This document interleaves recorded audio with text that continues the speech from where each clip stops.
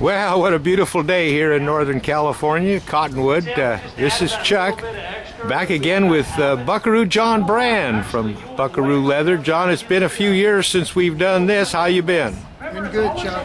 I see we're here at the clinic, Carson James Clinic, a young man that's well known and came out here to Northern California today to show people some good horse sense. John, I had a question. I've seen on your Facebook page a lot of conversation about Bosals and Mecates and so on. What's your thought about why this product has generated so much interest? Well, Chuck, it's because of the signal that the Bosal gives, and it works. It's considered, you can consider it bitless, which it is. Okay, like a bitless bridle? A lot of horses have problems with bits for certain reasons, or someone just wants to ride in that method or type of riding without a bit. The Bosal is so universal in respect to, there's different versions of the Bosal. This is a standard Bosal, but it does have what we call a glove leather nose. Okay. We offer a soft nose. And it also offers you color, which you can see this one has a soft nose, and it also has turquoise. This is a full-size medium horse, whereas this one I was using for display is a small horse. This is the other type of Bosal, or you could call it a hackamore, because it's normally when there's a headpiece and the Bosal part and the reins, people term it as a hackamore or a complete hackamore, ready to use. This is what we call our soft nose rope, or it's nicknamed the loping hackamore. This one happens to be a rope with braiding on the top and the bottom, and it has a brow band headstall that stays on more secure when you're riding the trail, which a lot of people like, versus just, this one is called a hanger, just a simple headstall. Can come off the top fairly easy, but it also is real traditional. The vaquero way of training is just with the hanger. Now in regards to the reins are called a Mecate rein, mostly that are tied on the Bosal. Mecate reins come in all different types of material. We have alpaca, mohair types, which are in bright colors, and then we have yacht rope. Yacht rope is very popular for Mecate reins. When you tie your Mecate rein on the Bosal, you have a loop rein and a lead line on your left that is part of the hackamore rein. There's also the most traditional is the horsehair.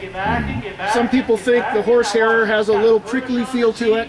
Well, it does for a reason, because it gives them a signal on their neck. A lot of people think that that's what they want to do, some call it a neck rein, but the traditional Mecate is made out of horsehair, and now there's all the newer, they've been around a long time, but different versions of the material of the rein is made out of. Has there been a preference seen, John, lately between the horsehair all the way down to yacht braid?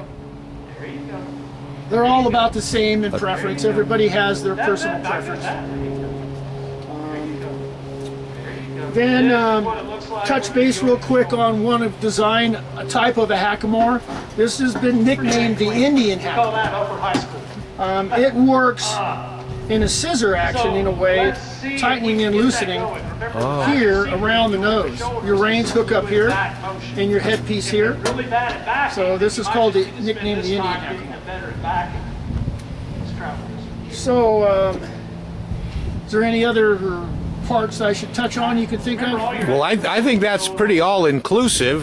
How do you feel the Mecate and oh boy, the hackamore is the Bosal hackamore. Chuck just had a brain fade, everybody. Do you see an increase in interest in that type of horse tack, John, over the traditional? our most popular horse tack lately, besides Really? the basic snaffle, is the Hackamore and Bosals. Very good, very good. I know looking around on Facebook and social media and on YouTube, an awful lot of trainers throughout the United States favor what we call the bitless riding. Seems to really have been taking a surge. Very good.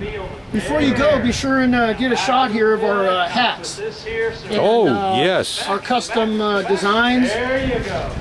Now those are palm hats from Atwood. Yes, and then we design, or we can do painting on them. We offer the Atwood felts, the Buckaroo band, lots of leather bands like what I have on here. All right. I noticed you had quite a few customers here today looking at hats. That's kind of an exciting thing. Take a shot inside, Chuck. Just All a right. shot of our tack. I'm going to go around the other side, John, okay? All right. There's a brand new trailer John added to his entourage here. This trailer will also be at Gold Country Horse Day to be held in Ione on October 22nd. There's a whole rack of Mecates and Bosals, Hackamores. Young lady in the back, did you just trying on a hat? All right. Yes, I am. All right, are you going to get a band with it also? I am. All right, fantastic. Yeah. Are you local here in the Tehama County area? No, but I'm from South Bay. so South not Bay? too Oh, you far. drove? Well, you drove away. Well, we're glad you joined us here today. Yes. All right, here's this has always been a favorite section of mine with Buckaroo leather. Split reins. Wow. Used a lot of those over the years, and one of the things that's kind of interesting, there's a sign out in front that John has from our good friend Jerry Tyndall. I'm going to sneak around the front and take a picture of it. Years ago, I was asked why are Buckaroo reins a little more costly than reins you can find from other manufacturers. Well, it's actually in the quality of leather used and the detail and craftsmanship, especially on the layered reins with several layers of leather and fine stitching. So we're glad to see Buckaroo John here in Tehama County again. And again, he will be in Ione at Gold Country Horse Day on October 22nd.